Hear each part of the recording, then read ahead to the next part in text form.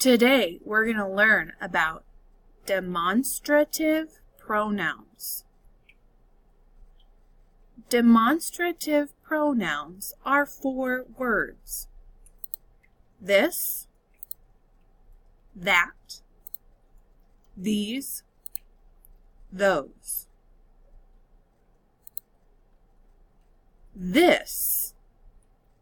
You use this when one thing is close to you or next to you. For example, this book is brown. It's close to me or next to me and is 1. That you use when one thing is far from you, way over there. That one book, way over there, is brown. That book is brown. These.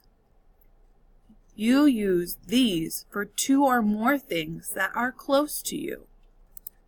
For example, these 4 books are brown. These books close to me are brown. Those.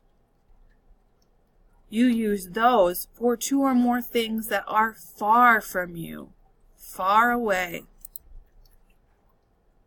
For example, those books over there are brown, way over there. For this and that, it's one thing, like this pen.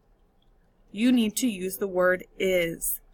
This is a red pen, or that is a red pen. Because it's one thing, use is.